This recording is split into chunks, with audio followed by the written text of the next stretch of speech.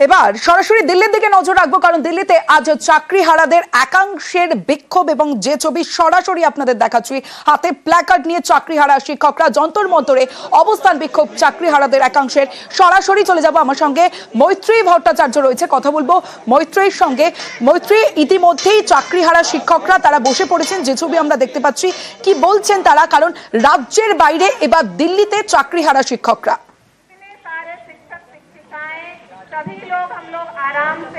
একেবারে দেখো, এবার একেবারে রাজধানীতে চাকরিহারা শিক্ষকরা এবং এই মুহূর্তে তারা যন্তর মন্তরে রয়েছেন, হাতে প্ল্যাকার্ড নিয়ে। তারা যোগ্য চাকরিহারা শিক্ষকদের একাংশ তারা এই মুহূর্তে যন্তর মন্তরে তারা উপস্থিত হয়েছেন, তারা ধর্নায় বসেছেন। আমরা সরাসরি তাদের সঙ্গে একবার কথা বলবো। আপনারা আজকে নয়া দিল্লিতে এসেছেন, কি দাবি নিয়ে আপনারা এখানে ছুটে? দেখুন, বারংবার আমাদের একই দাবি ছিল যে সম্পূর্ণ তথ্য সুপ্রিম কোর্টে দেওয়া হোক এবং এই যে সেগ্রিগেশন যেটা হয়েছে যোগ্য এবং অযোগ্য সেটাকে আলাদা করে যারা যোগ্য শিক্ষক তারা যেন বিদ্যালয়ে পুনরায় ফিরে যেতে পারে, এই আবেদন আমরা পশ্চিমবঙ্গে বারংবার করেছি। কিন্তু তার সত্ত্বেও আমাদের প্রতি কোনো প্রকার কিন্তু কোনো ইতিবাচক পদক্ষেপ গ্রহণ করা হয়নি। ইতিমধ্যে সুপ্রিম কোর্ট রায়ও দিয়েছে, একমাত্র রিভিউ পিটিশনে যদি সঠিক তথ্য তুলে ধরা যায় তাহলে কিন্তু এই যে মানে আমাদের যে চূড়ান্তভাবে চাকরি যেতে চলেছে তা এবং যোগ্য যারা আছে, যোগ্য শিক্ষক শিক্ষিকা এবং শিক্ষাকর্মী, তারা পুনরায় স্বপদে বহাল থাকতে পারে। আপনাদের এই যে রিভিউ পিটিশন, রাজ্যের তরফ থেকে রিভিউ পিটিশন ফাইল করা হয়েছে, ফলে সেখানে কি আপনারা কিছুটা হলেও আশা দেখছেন? দেখুন, রিভিউ পিটিশন তো এখনো ফাইল করা হয়নি, একটা এমএ ফাইল করা হয়েছে, সেটাতে একটা পেয়ার করা হয়েছে যে যোগ্য যারা শিক্ষক শিক্ষিকারা রয়েছেন এবং শিক্ষাকর্মীরা রয়েছেন তারা যাতে স্কুলে তুলনামূলকভাবে কিছুটা সময়ের জন্য এক্সটেন্ড করতে পারেন সেটার জন্য। কিন্তু আমরা চাচ্ছি সম্পূর্ণভাবে আমাদের একদিনও যেন চাকরির মেয়াদ থেকে যেন বঞ্চিত না করা হয়, তাহলে আমাদের চরম অবমাননা হবে, সামাজিকভাবে আমাদের অবক্ষয় হবে এবং আমাদের এই শিক্ষক সমাজ সম্পূর্ণভাবে কলুষিত হবে। একদিনের জন্য আমরা চাকরি থেকে টার্মিনেটেড হওয়াটা আমাদের ক্ষেত্রে বাঞ্ছনীয় নয়। ধন্যবাদ মৈত্রী।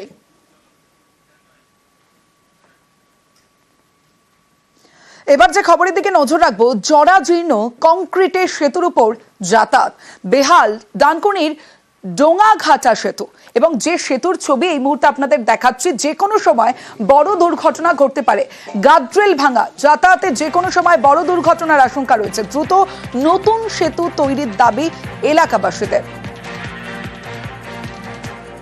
ঠিক কি অভিযোগ, কি বলছেন এলাকাবাসীরা, শোনাবো প্রথমে। এখান থেকে বাইক নিয়ে একজন পড়ে গেছিল খালে, রাতের বেলা তো বেশি রিস্ক, এখানে কোনো লাইট নেই। ওখান থেকে যখন টার্নিং নেবে ওখানেই সামনেটাই ভাঙা, লাইসেন্স ব্রেক না মারতে পারলেই পুরো খালে। এদিক থেকেও সেম অবস্থা। যদি রাস্তাটা এখন ঠিক হয় পোলটা, তাহলে তো মানুষের দিকে ভালো হবে এখন জানা নেই। খুবই ঝুঁকিপূর্ণভাবে আমাদের এদিক দিয়ে যাওয়া আসা করতে হয়, বিশেষ করে দিনের বেলায় তো তবুও মানুষ আস্তে ধীরে হেঁটে আমরা চলে যেতে পারি, কিন্তু রাতের সময় খুবই সমস্যা। যে কোনো সময় দুর্ঘটনা ঘটতেও পারে, এখানে দুর্ঘটনা কয়েকবার ঘটেওছে। এখন তো শুধু সাইডের আমরা দেখছি যে সাইডে ওর ঘেরাগুলো ছিল সেগুলো ভেঙে গেছে, ব্রিজের নিচের অবস্থাও খুব শোচনীয়। এই ব্রিজটা কেন এখনো পর্যন্ত করা হচ্ছে না আমরা এটাই বুঝতে পারছি না। এই রাস্তা দিয়ে প্রচুর লোক যাওয়া আসা করে। রানা রয়েছে আমার সঙ্গে। রানা, এ তো খুব খারাপ অবস্থা, পুরসভা কি বলছে? একদমই তাই। দেখো তমশ্রী, যেটা হচ্ছে ডানকুনি পৌরসভা 7 নম্বর ওয়ার্ডে এই যে মানে ডোঙাঘাটা যেটা বলে পোল, বহু প্রাচীন মানে শতাব্দী প্রাচীন এই পোল, যেটা মানে আগে কাঠের ছিল, মানে পরবর্তীকালে এটা সিমেন্টের করা হয়েছিল। কিন্তু এই যে পোলটার মানে দুদিকেই, বাঁ দিকে ও ডান দিকে মানে সিমেন্টের যে গার্ড রেল ছিল সেইটা একদম মানে ভেঙে গেছে। ফলে মানে বিপজ্জনক ভাবে দিনের বেলা যেভাবে যাতায়াত করছে, কিন্তু রাতের বেলা এই যে পোলটা দিয়ে যাতায়াত করতে গিয়ে কিন্তু এর আগে অনেক দুর্ঘটনা হয়েছে। বারবার তারা এই এলাকার মানুষজন তারা কিন্তু মানে প্রতিবাদ, আগে এই পোলটি মানে বন্ধ করে দেওয়া হয়েছিল পৌরসভার পক্ষ থেকে, কিন্তু স্থানীয় মানুষের সুবিধার যাতায়াতের জন্য তারা এই পোলটাই মানে ব্যবহার করে, নাহলে তাদের প্রায় 2.5 থেকে 3 কিলোমিটার ঘুরে যেতে হয়। পৌরসভার তরফ থেকে যেটা জানানো হয়েছে যে এই পোলটা নিয়ে মানে এর আগেও আমরা চিঠি দিয়েছিলাম, সেচ দপ্তর থেকে ওয়ার্ক অর্ডার টেন্ডারও করা হয়েছিল, কিন্তু কোনো অজ্ঞাত কারণে সেটা বন্ধ হয়ে গেছে। তবে এই বিষয়টা কিন্তু আমাদের নজরে আছে, আমরা এই পোলটা তৈরি করার সমস্ত রকম প্রয়োজনীয় এটা তো ইরিগেশন ডিপার্টমেন্টের, ইরিগেশন ডিপার্টমেন্টকে পৌরসভার পক্ষ থেকে জানানো হয়েছে। আমরা যেটুকু শুনেছি যে টেন্ডারও কল করেছিল, তা সেই টেন্ডারটা কোনো কারণে বোধহয় ক্যান্সেল হয়েছে বা কিছু হয়েছে, একটা সমস্যা কিছু টেকনিক্যালি হয়েছে, তা যার জন্য এটা একটু দেরি হচ্ছে। পৌরসভার চেষ্টায় আছে যত তাড়াতাড়ি সম্ভব এই সমস্যার যাতে সমাধান হয়। ডানকুনির ছবিটা আপনারা দেখলেন, এবার দেখাচ্ছি যে ছবি, সেটা দিনহাটার ছবি। একই রকম ছবি, বেহাল সেতু, আর সেই সেতুতেই ঝুঁকির পারাপার। প্রচুর মানুষ প্রতিদিন এই সেতু ব্যবহার করেন। দিনহাটার গোসানি বাড়িতে বেহাল সেতু, কামতেশ্বর সেতুতে মরচে ধরা পিলার, সেতুর ভাঙার রেলিং, এখানেও দুর্ঘটনা যে কোনো মুহূর্তে ঘটতে পারে। কি ব্যবস্থা করা হচ্ছে, প্রশাসন কি বলছে শুনবো। শুভঙ্কর রয়েছে আমার সঙ্গে। শুভঙ্কর।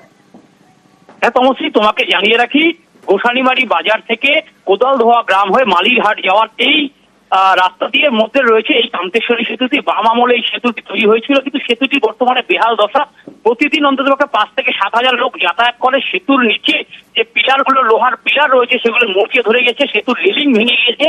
এর আগে একটি টোটো সেই রেলিং ভেঙে নিচে পড়ে যায়, নদীতে পড়ে যায়।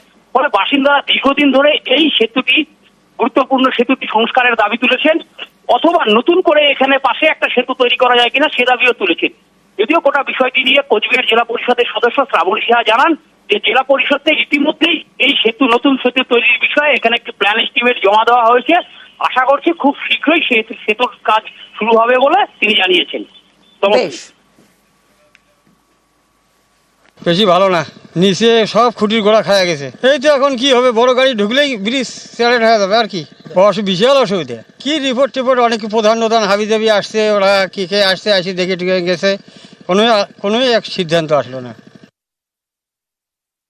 আমরা অনেকগুলো সেতুই দিয়েছি সংস্কারের জন্য, যেমন একটা রাজাখোড়া, পাটনাজিপি রাজাখোড়া, খুব বেহাল অবস্থা সেতুর। মানে অনেক 25 বছর আগে সেতুটা করা হয়েছিল, এখন খুবই পরিস্থিতি খারাপ। আমি যেখানকার সেতুগুলো খারাপ আছে, আমি সমস্ত সেতুগুলোরই একদম রিপেয়ারিং বা নতুন করে করার জন্য আমি জেলা পরিষদের ওখানে আমি কাগজ জমা দিয়েছি। সেটা কতদিনে আসবে, মানে এগুলো হলে সত্যি মানুষের খুব উপকার হতো। আর আমারও একটা প্রতিশ্রুতি দেওয়া, আমি কাজ করতে পারতেছি না, মানে যেহেতু আমি কর্মাধ্যক্ষ নই, আমি একজন সামান্য মেম্বার। আমি আমার ভেতর থেকে চেষ্টা করি যে এলাকার লোকের পরিষেবা দেওয়ার জন্য। খবর দিন ভরে বা দত্তপুকুরে নিয়ে যাব আপনাদের। দত্তপুকুরের ছবিটা দেখাবো আপনাদের। দেখুন কিভাবে মাটি কেটে সাফ করে দেওয়া হয়েছে। শুধু মাটি কাটার দৌরাত্ম্য, মাটি মাফিয়ার দৌরাত্ম্য নয়, গাছ কেটেও সাফ করে দেওয়া হচ্ছে। কদম্ব গাছের কাঠালিয়ায় মাটি মাফিয়ার দৌরাত্ম্য, মাটির পাশাপাশি গাছ কেটেও সাফ। কারা এই ঘটনার সঙ্গে যুক্ত, কতদিন ধরে এই মাটি মাফিয়ার দৌরাত্ম্য, জানাবে জিয়াউল আলম রয়েছে আমার সঙ্গে। জিয়াউল। দেখো, দত্তপুকুর থানার কদম্বগাছি কাঠালি এলাকায় সেখানে দিনে এবং রাতে মাটি মাফিয়াদের দৌরাত্ম্য, অর্থাৎ সেখানে কৃষি জমি থেকে প্রায় 50টির বেশি গাছ কেটে সেখানে মাটি মাফিয়ারা মাটি পাচার করছে, এমনটা অভিযোগ এলাকার মানুষের। এবং এতটাই ডিপ করা হচ্ছে যে 50 থেকে 60 ফুট পর্যন্ত ডিপ করা হচ্ছে। যে কোনো সময় কিন্তু ধস নামার একটা আশঙ্কা রয়েছে। এবং এই মাটি মাফিয়ারা গ্রামীণ রাস্তা দিয়ে একদিকে অর্থাৎ ঢালাই রাস্তা, অন্যদিকে পিচ রাস্তা, সেই রাস্তাটা কিন্তু দফারফা, এবং যখনই যা প্রতিবাদ করে তখনই খুনের হুমকি দেয়, এমনটা অভিযোগ এলাকার মানুষ। এবং বারংবার পুলিশ প্রশাসনকে লিখিত অভিযোগ জানিয়েও পুলিশ কোনো ব্যবস্থা নেয়নি, এমনটাও কিন্তু এলাকার মানুষের অভিযোগ। ফলে যথেষ্ট সমস্যায় পড়েছেন এলাকার বাসিন্দা। এবং মাটি মাফিয়ারা রাজনৈতিক প্রভাব খাটে, শাসক দল ঘনিষ্ঠ হওয়ায় তাদের বিরুদ্ধে কেউ কিছু মুখ খুলতে পারছে না। যারাই মুখ খুলছেন তাদেরকে কিন্তু ভয় দেখানো হচ্ছে, খুনের হুমকি দিচ্ছে, এমনটাও কিন্তু এলাকার মানুষের অভিযোগ। কিন্তু যেভাবে দত্তপুকুরের কাঠালি এলাকায় দিনে এবং রাতে মাটি পাচার করছে, এবং সেই রাস্তার জন্য, সেই মাটির জন্য কিন্তু রাস্তা দফারফা অবস্থা, এলাকার মানুষ যথেষ্ট আতঙ্কে রয়েছে। তার কারণ প্রতিবাদ করলে খুনের হুমকি পর্যন্ত দিচ্ছে, কিন্তু প্রশাসনকে বলেও কোনো কাজ হচ্ছে না। ফলে এলাকাটা চাপা উত্তেজনা সৃষ্টি হচ্ছে। সমস্ত বেশ, 5 বিঘা জমি যে খাতটা খোলা হয়েছে, এই খাত খোলার পরিপ্রেক্ষিতে গ্রামের রাস্তাঘাট তো সব ধস নেমে যাচ্ছে। প্লাস রাস্তাঘাটের কথা বলতে গেলে প্রাণে মারার হুমকি দিচ্ছে, জরিমানা করার হুমকি দিচ্ছে। গ্রামবাসী তার জন্য ভয়তে মুখ খুলছে না। স্কুল কলেজের বাচ্চা কাচ্চারা ভয়তে স্কুলে যেতে পারছে না, গাড়ির এত চাপ। এই মাটির ব্যবসা 2 নম্বরই ব্যবসা, এতে টাকা বেশি, এতে আয় হচ্ছে। তারা রাতারাত্রিরে পকেট ভরছে, সাধারণ মানুষের মানে রাস্তাঘাট ক্ষতি করে পকেট ভরছে। কিন্তু সাধারণ মানুষ কিছু কিছু কাউকে 2-500 খাইয়ে দিচ্ছে, তারা আর মুখ খুলছে না, তারা আরো শক্তিশালী হচ্ছে দিনকার দিন। ছবিটা দেখুন, এই যে দোকান তৈরি হয়েছে, এই দোকান কোথায় তৈরি হয়েছে জানেন? সরকারি জমি বিক্রি করে, আর সেই সরকারি জমিতে এই দোকান তৈরির অভিযোগ। মাথাভাঙা 1 ব্লকের পচাগড় গ্রামের ঘটনা এবং স্থানীয় নেতার মদতে সরকারি জমি বিক্রির অভিযোগ। কিন্তু কিভাবে একটা সরকারি জমি বিক্রি করছেন নেতা, জানাবে রাজেশ রয়েছে আমার সঙ্গে। রাজেশ, দেখো, মাথাভাঙা 1 ব্লকের পচাগড় গ্রাম পঞ্চায়েত এলাকায় কৃষক বাজার সংলগ্ন একটি সরকারি জমি বিক্রি করে সেখানে দোকানঘর নির্মাণ হচ্ছে এবং এই ঘটনার মধ্যে রয়েছে স্থানীয় এক তৃণমূল নেতা। এমনটাই কিন্তু অভিযোগ বিজেপি নেতার, এবং এই ঘটনাকে কেন্দ্র করে কিন্তু শোরগোল পড়েছে এলাকায়। এবং স্থানীয় প্রশাসনের যেটা বক্তব্য যে তারা বিষয়টি জানেন না, খোঁজ নিয়ে এই বিষয়ে ব্যবস্থা গ্রহণের জন্য ঊর্ধ্বতন কর্তৃপক্ষকে জানাবেন। পাশাপাশি তৃণমূল নেতা অবশ্য এই অভিযোগ অস্বীকার করেছেন। উদ্দেশ্য প্রণোদিত ভাবে বিজেপি এই ধরনের মিথ্যা অভিযোগ করছে বলে জানিয়েছেন। তবে যিনি দোকানঘর নির্মাণ করছেন তার যেটা দাবি, তিনি কিনে নিয়েছেন, কিছুটা অংশ সরকারি জায়গায় হয়তো বা পড়েছে এবং সেই বিষয়টি প্রশাসন জানালে তিনি তা ভেঙে দেবেন। সমস্ত বেশ, যাদের জায়গা ছিল ওরা 40 বছর ধরে যাবত এখানে ছিল, ওদের কাছ থেকে আমি জমিটা কিনে নিছি। কিনে নিয়ে আমি ব্যবসার জন্য এনে আমি ঘর করতেছি। ওই দিক দিয়ে একটু পিডাব্লিউ জায়গা আছে, ঠিক আছে, মানে সবাই ঘর করতেছে। ঘর করে দিয়ে পিডাব্লিউ জায়গা যখন ভাঙিয়ে দেয় তখন আমারটা ভেঙে দেয়, সব ঘর যখন ভাঙিয়ে দেয় আমারটাও ভেঙে দিবে, এমন কোনো ব্যাপার নেই। যে আমি ওনার কাছে টাকা পয়সা দিয়ে কিনে নিছি, কিনে নিয়ে আমি নির্মাণ করতেছি। সব প্রমাণপত্র আমার কাছে আছে, আমি নিয়েই তারপরে নিচ্ছি। আমি কোনো এমনি কোনো জবরদস্তি করে বলে ভিআইনি করে আমি কোনো কিছু করিনি। আমাদের পচাগড় গ্রাম পঞ্চায়েতে এরকম কোনো কাজ হচ্ছে আমার এই বিষয়ে জানা নেই। তো সরকারি জমি বিক্রি এবং নির্মাণের কাজ হবে এই বিষয়েও আমার কিছু জানা নেই। তো আপনাদের মাধ্যম দিয়ে যেহেতু শুনতে পেলাম, তো আমাদের যে ঊর্ধ্ব কর্তৃপক্ষ আছেন তাদেরকে বিষয়টা আমি জানাবো, ওনারা যাতে বিষয়টাকে দেখেন। কিষাণ মান্ডির উত্তর প্রান্তের যে গেট রয়েছে সেই গেটের সন্নিকটে একদম সাথে লাগোয়া জমি, যেটি সরকারি জমি, সেই সরকারি জমিতে অবৈধভাবে অঞ্চল সভাপতি আছে, তার সহযোগিতায় সেই জমিটি লক্ষ লক্ষ টাকায় বিক্রি হয় এবং সেখানে অবৈধভাবে নির্মাণ কাজ শুরু হয়েছে। আমরা এই বিষয়ে প্রশাসনের কাছে বারবারই জানিয়েছিলাম, প্রশাসন কোনোরকম ব্যবস্থা নেয়নি। তারপরেও সেই নির্মাণ কাজ সেখানে হচ্ছে এবং কেউ কোনোরকম টু শব্দটি নেই। এই বিষয়ে আমরা বৃহত্তর আন্দোলনের পথে এগোচ্ছি। যদি কেউ অভিযোগ করে থাকে যে এইটার মধ্যে এইখানে অবৈধ বা সরকারি জমি, তো এইটা আমি সম্পূর্ণ বলবো অভিযোগটা মিথ্যা, কারণ এরকম কোনো অভিযোগ আমাদের কাছে নেই। আর রাজনৈতিক উদ্দেশ্য প্রণোদিতভাবে যদি কেউ কারো উপরে এইসব বিষয় নিয়ে দোষ চাপাতে চায়, সেটা আমি বলবো এদের এটা প্রবণতা। কারণ যদি বিরোধী দল এরকম ধরনের বলে থাকে, তাদের এটাই প্রবণতা, এরা তাই করে আসছে।